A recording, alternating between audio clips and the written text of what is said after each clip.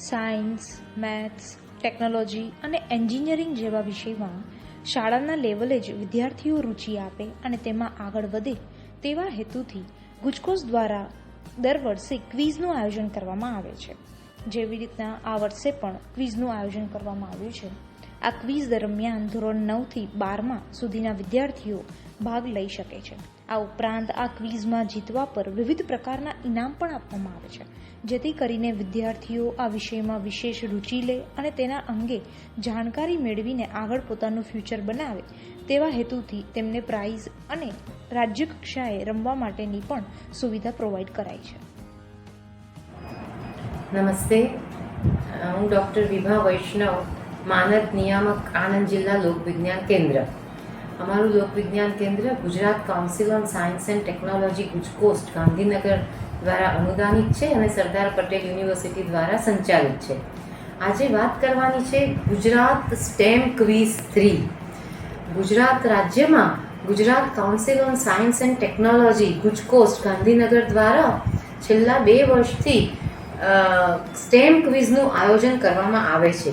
Stem એટલે science, technology, engineering અને mathematics.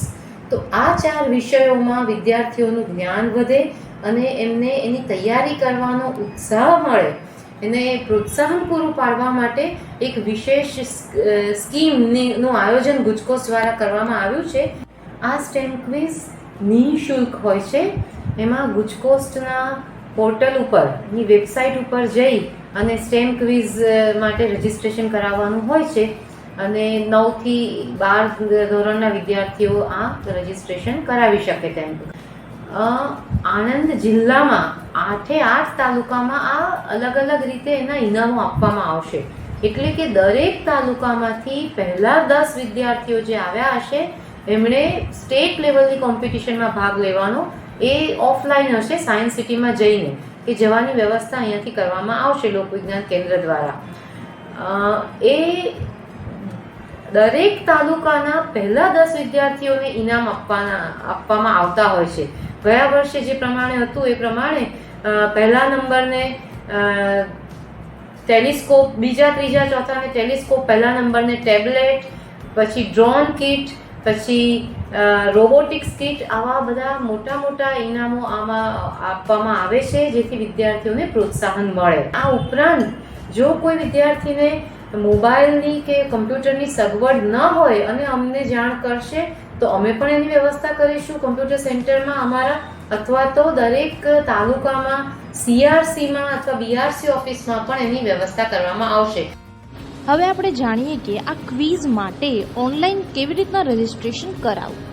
માટે ગુજકોસ્ટ સ્ટેમ ક્વિઝની વેબસાઇટને આપણે ઓપન કરીશું અને એમાં એબાઉટ ધ ક્વિઝમાં સૌથી નીચે રજિસ્ટ્રેશન છે, એમાં આપણે જઈશું.